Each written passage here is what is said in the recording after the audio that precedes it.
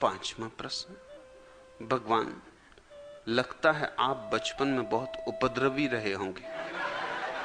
इतने उपद्रव, तौबा। रंजन भारती, तू सोचती है मैं अभी भी बदल गया हूं?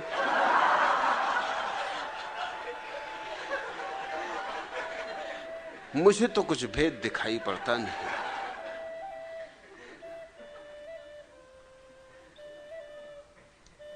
वह ज़ेन कथा तो मैंने बहुत बार तुमसे कही, आज फिर कहता हूं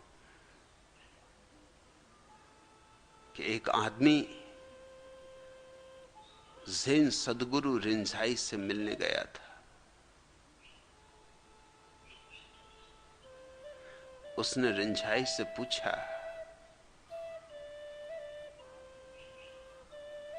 कि आप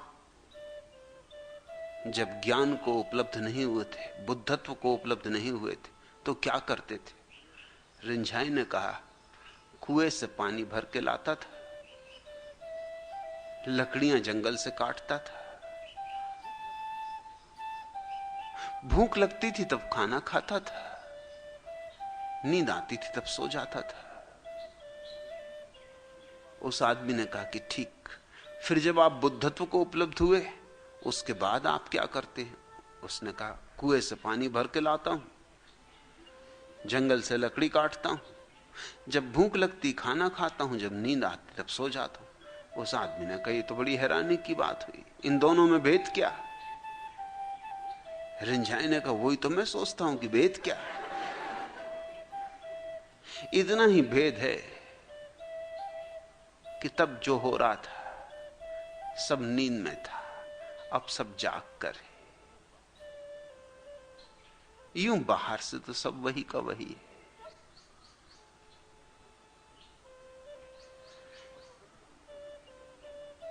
बचपन में भी जो उपद्रव मैं कर रहा था वो उपद्रव नहीं थे,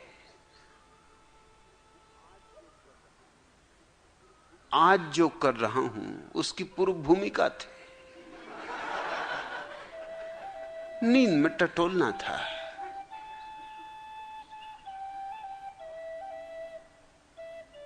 अब जो कर रहा हूं वो रोशनी में कर रहा हूं, मगर वही कर रहा हूं स्वभावतः।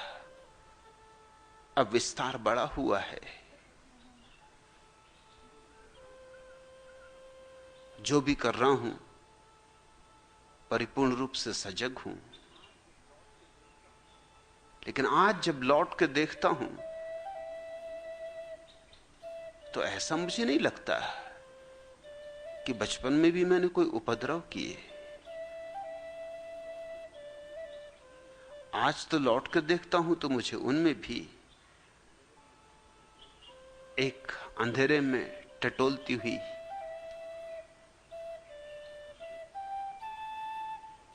अन्वेषक की दृष्टि ही मालूम पड़ती। आज लौट कर देखता हूं तो जरूर अस्त व्यस्त था उपक्रम, अराजक था, लेकिन तलाश ठीक दिशा में ही चल रही थी। जैसे उदाहरण के लिए तुझे कहूं, हाई स्कूल के दिनों में मुझे सबसे बड़ी तकलीफ टोपी से रही। टोपी लगाना मुझे कभी रास ना आया। यूं टोपी से मुझे कोई दुश्मनी ना थी,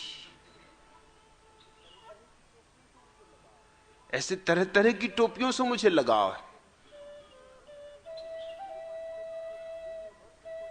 मेरे पास करीब करीब दुनिया भर से टोपियां आती, मित्र ले आते, क्योंकि उनको पता है कि मुझे टोपियां पसंद है। तब भी पसंद थी, मगर एक कारण से मुझे अड़चन थी कि स्कूल में टोपी जबरदस्ती लगवाई जाती थी। टोपी लगानी ही पड़ेगी बस। वहां मेरा विरोध था, स्वभाव था। मेरे अध्यापक, मेरे प्रधान अध्यापक, मेरे परिवार के लोग, मेरे गांव के लोग समझते ये उपद्रव। और कोई भी कहेगा उपद्रव। मैंने लेकिन बहुत सहा उसके लिए, मगर टोपी नहीं लगाई तो नहीं लगाई। कितने दिनों कक्षाओं के बाहर ही खड़ा रखा गया, कितने बार कहा कि जाओ स्कूल के 7 चक्कर लगाओ, 7 चक्कर की जगह 17 चक्कर लगा आया। शिक्षक सिर पीट लेते कि हम तुमसे 7 कहे, तुमने 17 क्यों लगाए। मैंने उनसे कहा कि व्यायाम करने में कोई हर्ज नहीं, और बाहर रहना मुझे ऐसे भी पसंद है, शुद्ध हवा भी मिलती है, पशु पक्षियों पौधों से भी दोस्ती बनती है, और भीतर तुम जो 1000 तरह की व्यर्थ की बकवास करते हो उससे भी बचना हो जाता। सो अंततः उन्होंने मुझे भीतर बिठाना शुरू कर लिया। ऐसे आदमी को बाहर बिठाने से क्या फायदा। मुझे सजा में दंड बैठक लगाने को कहते थे तो मैं लगाए चला जाऊं, वहां पर रुको भी। मैंने कहा कि जरा और लगा लेने दें, आज सुबह मैंने व्यायाम किया ही नहीं। कहते तुम आदमी कैसे हो, तुम्हें इस बात का भी समझ नहीं है कि हम दंड दे रहे हैं। तुम दे रहे होगे दंड, मगर हम दंड लें तब। हम तो हर चीज से जो भी लाभ ले सकते हैं लेते। टोपी नहीं लगाएंगे जब तक कि सिद्ध ना कर दो कि टोपी लगाने की वैज्ञानिकता क्या है। इससे बुद्धि बढ़ेगी? अगर बुद्धि बढ़ती हो तो टोपी क्यों लगाएं, फिर सरदारों जैसा साफा क्यों ना बांध। अगर बुद्धि बढ़ती हो तो फिर साफे से तो और ही बढ़नी चाहिए। फिर सरदारों के पास तो जैसी बुद्धि होनी चाहिए किसी के पास होनी नहीं चाहिए। तो टोपी क्यों, साफा बांध के आएंगे। मेरे प्रधान अध्यापक अपने सिर से हाथ लगा के बैठ जाते थे, कहते कौन तुमसे बकवास करे, या तो साफा बांधोगे या टोपी भी ना लगाओगे। मैंने कहा कि मैं सीधा सीधा विचार पूर्वक उत्तर चाहता हूं। अगर बुद्धि बढ़ती हो तो फिर साफे से ज्यादा बढ़ेगी, जितना लंबा साफा होगा उतनी ज्यादा बढ़ेगी। तो सरदार तो गजब कर देते, फिर तो सरदारों के संबंध में सब मजाक है वो गलत है।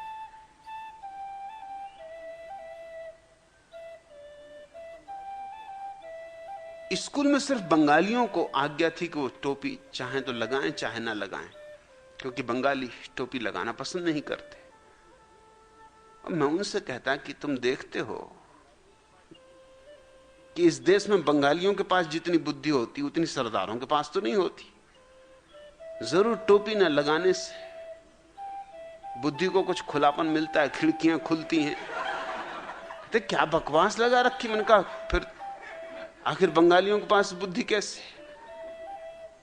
और सरदार जो कस के बांधे हुए हैं साफा, उसका परिणाम स्वभावता यह होता है कि लड़ने झगड़ने को तत्पर।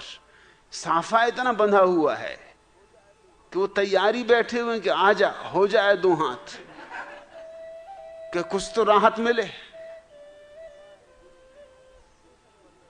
वाह गुरु जी का फतेह, वाह गुरु जी का खालसा, हो जाने दो।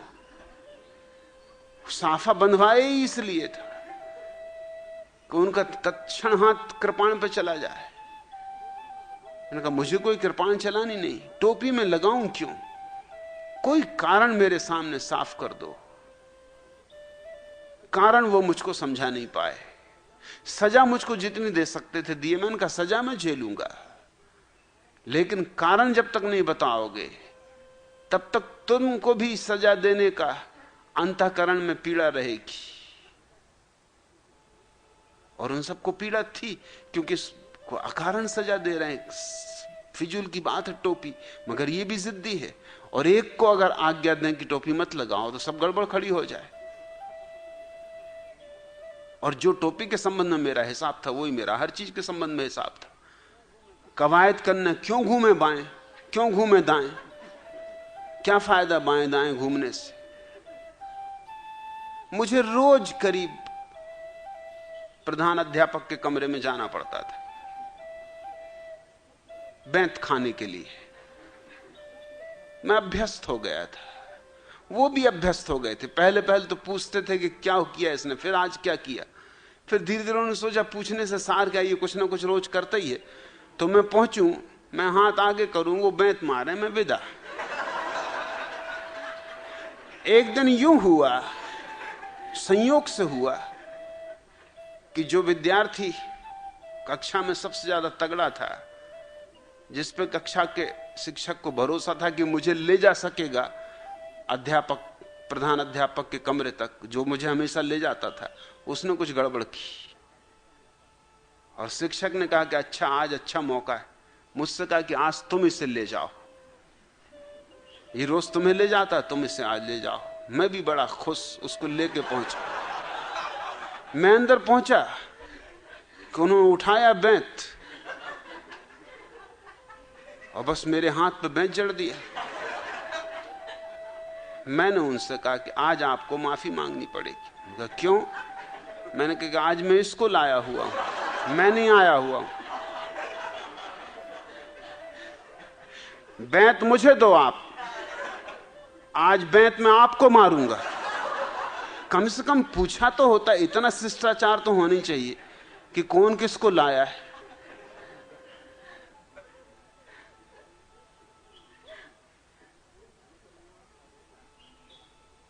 मैंने कहा मैं यहां से हटूंगा नहीं, वो बैंत आप मुझे दे दो, धीरे से मारूंगा। हालांकि तुमने मेरे साथ कभी कोई रियायत नहीं की है। वो प्रिंसिपल मुझे बाद में भी मिल जाते थे, वो कहते थे याद है तूने मुझे बैंत मारा था? किसी ने मेरी जिंदगी में मुझे बैंत नहीं मारा, विद्यार्थी और अध्यापक को बैंत मारे। मगर मुझे भी बात तो जची कि तू ठीक तो कह रहा है, कि मुझे कम से कम पूछ तो लेना चाहिए। मैंने पूछना ही बंद कर दिया था। ये बात इतनी तय हो गई थी कि तुझे रोज आना है, मुझे रोज मारना है, फायदा क्या पूछने से कि कसूर क्या, हो गई कुछ ना कुछ कसूर। टोपी लेकिन मैंने नहीं लगाई। ऐसे कभी कभी स्कूल के बाहर में टोपी लगा के निकलता था। एक दिन हेडमास्टर मुझे रास्ते पे मिल गए, टोपी लगाए चले जाना। का सुनो टोपी क्यों लगाई हुई? मैंने कहा मैं अपना मालिक हूं, जहां लगाना वहां लगाएंगे और जहां नहीं लगाना वहां नहीं लगाएंगे। इधर कोई हमसे लगवा नहीं रहा, खुद लगाए हुए। आज लगता है कि उपद्रव था, लेकिन मैं जानता हूं कि उपद्रव नहीं था। मैं अपनी निजता की तलाश में था। वही खोज बढ़ती रही।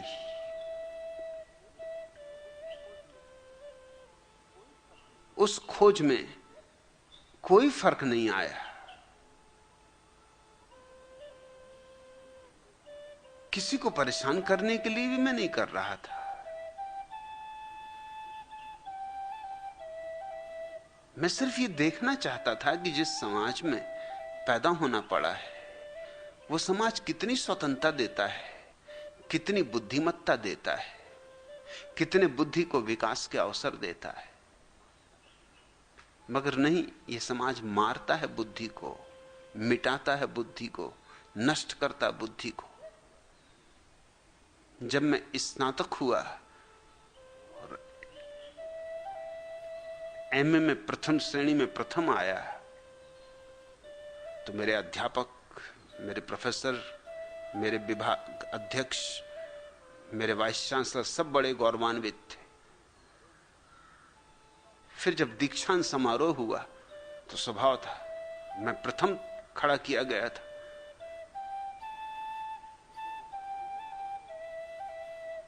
वो मौका मैंने नहीं छोड़ा। मैंने खड़े होकर कहा कि मैं कुछ बातें पूछना चाहता हूं, इसके पहले कि आप आशीर्वाद दें, क्योंकि अब मैं विदा हो रहा हूं। यह आखिरी दिन है मेरा इस विश्वविद्यालय में। ये काला चोगा मुझे क्यों पहनाया गया है? और ये आप सब डीन और चांसलर और वाइस चांसलर और मेहमान जो बुलाए गए हैं और जिनको डीलिट दी जाने वाली है, ये सब काले चोगे क्यों पहने हुए? क्योंकि काला रंग तो मातम का रंग, क्या आप समझ रहे हैं हम लोग मर गए? वो बहुत चौंके। एक क्षण को सन्नाटा छा गया पूरे दीक्षांत भवन में कि उपद्रव इसने कुछ किया। उनको लगा ही होगा कि उपद्रव है, लेकिन मैं कोई उपद्रव नहीं कर रहा। मैं सिर्फ ये पूछ रहा था कि काला रंग तो हमेशा लोग मातम के समय पहनते हैं। ये उत्सव मनाया जा रहा है कि मातम मनाया जा रहा है, ये मैं जानना चाहता हूं।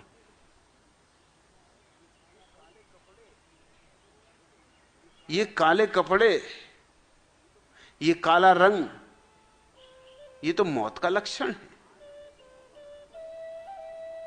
आज के दिन तो कम से कम हमारे साथ शिष्टता का व्यवहार किया होता, और ये सब भूत प्रेत बन के तुम खड़े हुए हो। शर्म नहीं आती? क्या तुम आशीर्वाद दोगे? तुम मर गए, अब तुम घोषणा हमारी कर रहे हैं हम भी मर गए। मैं जिंदा हूं। और मैंने वो चोगा निकाल के फेंक दिया, वो टोपी निकाल के फेंक दी। मुझे जल्दी से भवन के बाहर ले जाया गया कि अब बाहर चलो, तुम बाहर आओ, फिर पीछे बात करेंगे। उत्तर तुम्हें बाद में दिया जाएगा। मैं बाद में रोज वाइस चांसलर के घर पहुंचता था कि उत्तर, कहते क्या उत्तर दें तुम्हें? यूं तुम बात ठीक भी कह रहे हो, मानते हैं भाई कि तुम बात ठीक कर रहे, मगर ऐसे वक्त पे तो उपद्रव खड़ा नहीं करना था। सबके सामने फजीयत करवा दी। हमारे पास कोई उत्तर नहीं है। बात तो ठीक है कि काला रंग मातमी रंग है, सारी दुनिया में मातमी रंग है। काला रंग भूत प्रेतों का रंग है, यमदूतों का रंग है। यमदूत भी बिल्कुल काले और काले भैंसे पे बैठ के आते। ये तुम क्या रंग बना रखे हो? मैंने कहा, मगर मैं समझता हूं इसका अर्थ, इसके भीतर, चाहे तुम्हें पता हो या ना हो, इस बात की सूचना है कि विश्वविद्यालय इतने लोगों को मारने में, हत्या करने में सफल हो गया, इनकी जिंदगी खराब करने में सफल हो गया, इनकी बुद्धि मटिया मैट कर डाली गई। मैं घोषणा करना चाहता हूं कि मैं मरा नहीं हूं, मैं अभी जिंदा हूं और मैं जिंदा रहूंगा। और मैं तुम्हारा काला चोगा डाले जाता हूं इस घोषणा की तरह। वो तो ये उपद्रव ही समझा जाएगा, स्वभाव था। लेकिन उपद्रव ये था नहीं, ये सब नकल पट्टी है। क्योंकि पश्चिम में चलता है काला चोगा, भारत में भी चलता है काला चोगा। न पश्चिम के पास कोई दलील है, न भारत के पास कोई दलील है। काला चोगा किस लिए? अगर दीक्षांत समारोह में कोई रंग ही पहनाने का हो तो शुभ्र सफेद होना चाहिए, क्योंकि सफेद सारे रंगों का प्रतीक है। सफेद रंग का अर्थ होता है सारे रंगों का जोड़, इंद्रधनुष। अगर सारे रंगों को हम इकट्ठा मिलाएं तो सफेद रंग बनता है। सफेद रंग जीवन का प्रतीक है, और सफेद रंग निर्दोषता का भी प्रतीक है, बुद्धिमत्ता का भी प्रतीक है। सफेद रंग सरलता का भी प्रतीक है, स्वच्छता का भी प्रतीक है। काला रंग तो गंदगी का प्रतीक है, मौत का, मातम का। इसको क्यों लादे हुए हो सिर पर? मैं सिर्फ जवाब चाहता था, लेकिन स्वभावतः समझा गया कि ये उपद्रव है। ये उपद्रव नहीं था। आज भी मैं कहता हूं कि ये उपद्रव नहीं था। कहीं किसी को परेशान करने की कोई आकांक्षा नहीं थी, कभी जीवन में वैसी आकांक्षा नहीं रही। लेकिन स्वभावतः मैं उनकी भी स्थिति समझ सकता हूं जो पदों पर बैठे हैं, प्रतिष्ठित हैं। उनको लगेगा कि मैं परेशान कर रहा हूं, मैं हैरान कर रहा हूं। रंजन तो पूछती है कि आप बचपन में बहुत उपद्रवी रहे होंगे। हां, औरों की तरफ से उपद्रव कहा जा सकता है, मेरी तरफ से कभी उपद्रव मैंने किया नहीं।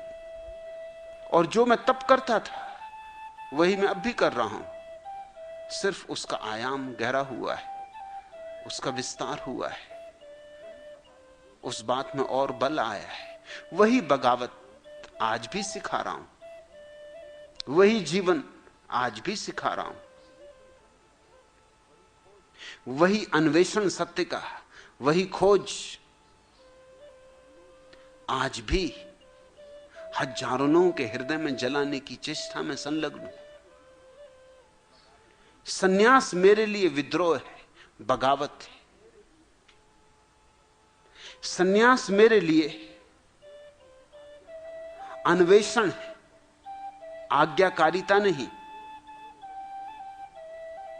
सन्यास सबसे बड़ी क्रांति है इस पृथ्वी पर। मगर क्रांति तो उपद्रव मालूम होगी न्यस्त स्वार्थों को। मैं जो बचपन से करता रहा हूं वो भी क्रांति ही थी, यद्यपि एक बच्चे के द्वारा की गई क्रांति थी, तो इतना तो मानना ही होगा कि वो अंधेरे में टटोलने जैसी क्रांति थी। वे कदम स्पष्ट नहीं थे, स्पष्ट हो नहीं सकते थे, मगर धीरे धीरे स्पष्ट होते चले गए। मुझे न मालूम कितने विश्वविद्यालय कॉलेजों से निकाला गया, सिर्फ इसीलिए कि मैं अध्यापकों को बेचैनी पैदा कर रहा था। मैं किसी को बेचैन नहीं करना चाहता था, मैं सिर्फ चैन की तलाश में था। मैं चाहता था कि जीवन के जो प्रश्न हैं उनके उत्तर मिलने चाहिए। आखिर विश्वविद्यालय किस लिए? तुम्हारे बुद्धिमत्ता पर जंग मार देने को, तुम्हारी बुद्धिमत्ता की धार को खत्म करने को, बोथला कर देने को, या तुम्हारी बुद्धिमत्ता को धार देने को? अगर धार देने को है तो मैं जो कर रहा था वो उपद्रव नहीं था, वही होना चाहिए। और अगर तुम्हारी तलवार की धार को मारने का ये सब उपाय चल रहा है तो स्वभावतः उपद्रव था। लेकिन तब मैं मानता हूं कि वो उपद्रव आदरणीय, सम्मान योग्य है। मैंने कभी भी एक क्षण को भी ऐसा कोई काम नहीं किया जीवन में जिसके लिए मैं पछताया हूं। आज भी कोई पछतावा नहीं मुझे किसी बात का। जो मैंने किया, जैसा मैंने किया, वो मैंने उस समय जितनी मुझ में सूझबूझ थी उसके अनुसार ही किया है। उसमें जरा भी मुझे पछतावा नहीं। उससे ज्यादा सूझबूझ उस समय थी भी नहीं, इसलिए उससे ज्यादा कुछ कर भी नहीं सकता था। मगर कभी अपनी सूझबूझ के विपरीत नहीं गया, कभी अंधानुकरण नहीं किया, और उस सब का ही ये फल है कि आज जो मैं हूं, जैसा हूं वैसा हूं। उस सब ने मेरे जीवन को एक बल दिया है, एक केंद्र दिया है, जड़ें दी। मेरी आस्तिकता थोथी नहीं है, मेरी आस्तिकता नास्तिकता की आंख से गुजरी। मेरे उत्तर किताबी नहीं है, शास्त्रीय नहीं है। मैंने खुद पूछे हैं वर्षों तक, मैंने खुद खोजा है, सब तरफ से परखा और जांचा है, और उस परख और जांचने में जो भी मुझे सहना पड़ा है उसे सहने में मैंने कभी कोई किसी तरह का समझौता नहीं किया। सदा सहने को राजी रहा हूं। किसी विश्वविद्यालय से मुझे निकाल दिया गया तो मैंने कोई समझौता नहीं किया।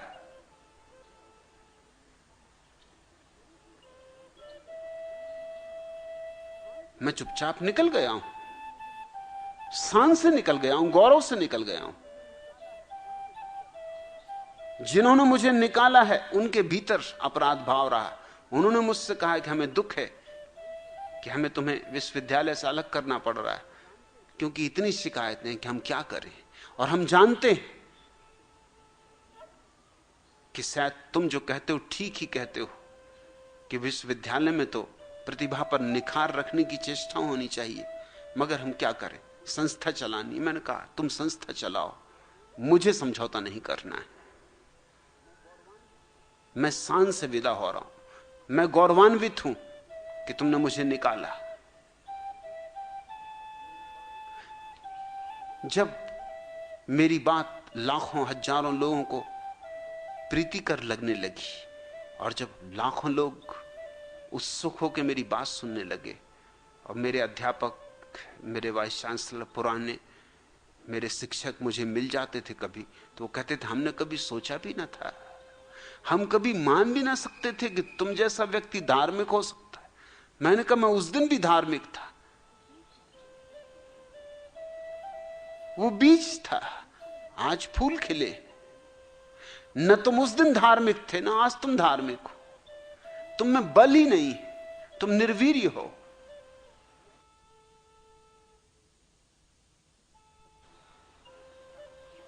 मैं अध्यापक हुआ एक विश्वविद्यालय में। वहां के कुलपति थे पंडित कुंजीलाल दुबे। न तो बुद्धिमत्ता थी कुलपति होने की, न शिक्षण था ऐसा उनका। राजनीतिज्ञ थे, होशियार राजनीतिज्ञ थे। सारा प्रदेश उनको पंडित चाबीलाल दुबे कहता था। कुंजीलाल दुबे तो उनका नाम था, मगर लोग कहते थे चाबीलाल दुबे, क्योंकि उनके हाथ में बड़े बड़े नेताओं की चाबी थी। वो खुशामद में बड़े कुशल थे, वो किसी का भी ताला खोल लेते थे। और खुशामद के बल वो चढ़ते चढ़ते, वकालत उनकी चली नहीं, वकील की भी योग्यता नहीं थी उनमें, वकालत चली नहीं, कभी कोई मुकदमा जीते नहीं। धीरे धीरे कोई उनके पास आता भी नहीं था मुकदमा लड़ने के लिए, लड़वाने के लिए। फिर वो राजनीति में घुस गए और वहां उन्होंने अच्छी सफलता पाई। वो मध्य प्रदेश में विधानसभा के अध्यक्ष हो गए, फिर उपकुलपति हो गए विश्वविद्यालय के। न उनकी योग्यता थी, न कोई क्षमता थी। एक सभा में मैं उनके साथ बोल रहा था, वो मुझसे पहले बोले, मैं उनके पीछे बोला। मैंने कहा कि अभी आपने पंडित चाबीलाल दुबे को सुना?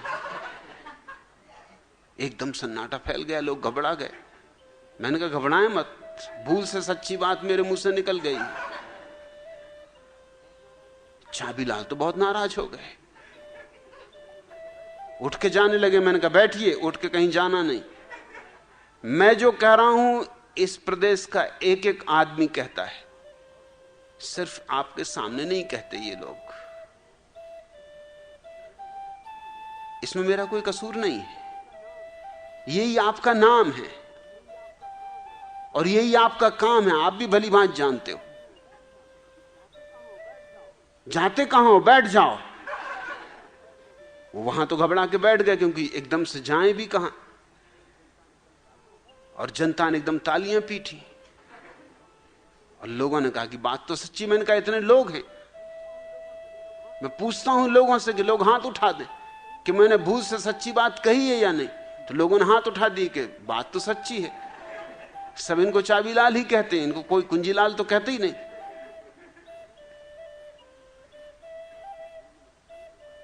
उन्होंने मुझे घर बुलवाया और कहा कि मुझसे कुछ नाराज हो, क्या बात है, क्यों ऐसा उपद्रव किया? मैंने कहा मैंने कोई उपद्रव नहीं किया, मैं नाराज नहीं। और आप ख्याल रखना, आपकी चाबी मुझ पे काम नहीं करेगी। वो आप राजनेताओं को मनाते रहें। तो उन्होंने कहा फिर ये विश्वविद्यालय तुम्हें छोड़ना पड़ेगा। मैंने कहा मैं गौरव से छोड़ सकता हूं, ये 2 कौड़ी की नौकरी है, इसका कोई मूल्य नहीं है। नौकरी की कीमत पर जो सच है उसको मैं छिपा नहीं सकता, और जो मैंने वहां कहा है उसको मैं वापस नहीं ले सकता। आप ही चाबीलाल नहीं हो, इस देश के सारे राजनीतिक चमचे, उनका सबका धंधा यही है। सच तो यह है कि आप में अगर थोड़ी भी अकल हो तो आपको उपकुलपति से इस्तीफा दे देना चाहिए। इन सज्जन ने एक दफा टूर्नामेंट का उद्घाटन किया तो उनके बाबत कहानी प्रचलित थी पूरे गांव में। उन्होंने टूर्नामेंट का उद्घाटन करते वक्त कहा कि आप सब जानते ही होंगे कि 3 तरह के खेल होते हैं, फुटबॉल, वॉलीबॉल और टूर्नामेंट। आप उपकुलपति विश्वविद्यालय के,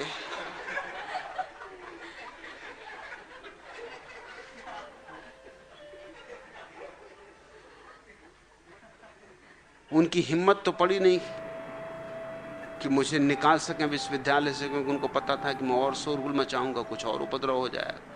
और आए दिन ये हो जाता है कि सभाओं के मंच पर संयोग बसात वो मुझे मिल जाते, धार्मिक सभाओं के मंच पर जहां मैं भी बोल रहा वो भी बोल रहे। वो मेरी खुशामद के लिए मुझको पंडित जी कहने लगे, आइए पंडित जी। मैंने कहा कि देखिए, पंडित शब्द मेरे लिए गाली है, भूल के आप मुझसे पंडित जी मत कहना। अरे उनका आप आदमी कैसे, तो मैं आदर में कह रहा हूं। मैंने कहा ये मेरे लिए आदर नहीं। इस देश में लोग पंडित जी तो आदर में ही कहते हैं, मैं पंडित हूं ही नहीं और मैं इसको अनादर मानता हूं। आप मुझको और कुछ भी कहें, पंडित भूल के मत कहना। आप सोचते होंगे ऐसे मेरी खुशामद करेंगे कि आइए पंडित जी। एक बार तो इतने क्रुद्ध हो गए कि माइक पर वो बैठे थे, बोल रहे थे, और तभी बीच में मैं पहुंचा। बस उनने मुझे देखा, होश हवास खो दिया। वो भूल ही गए कि माइक मुंह के सामने। कहा कि हम दो में से कोई एक ही इस सभा में हो सकता है, या तो मैं बोलूंगा या ये बोलेंगे। बाद में उनको समझ में आया कि माइक था, सारी जनता ने सुन लिया। मैंने कहा कि मुझे अकेले में मिलते तो कहते हो पंडित जी, मुझे अकेले में मिलकर खुशामद करते हो, और यहां भूल से सत्य निकल गया जो तुम्हारे हृदय में छिपा हुआ है। ख्याल तुम्हें न रहा कि माइक, वो असल में कह रहे थे संयोजक से कि अगर ये सज्जन बोलेंगे तो मैं नहीं बोलूंगा, हम दोनों साथ नहीं बोल सकते, हमारा मेल बैठता नहीं। मगर ये सारी बात माइक से पूरी सभा में विस्तीर्ण हो गई। मैंने कहा जो सच्ची बात है कहो। वो मुझे देखते से एकदम थर्राने लगते थे, एकदम कपने लगते थे।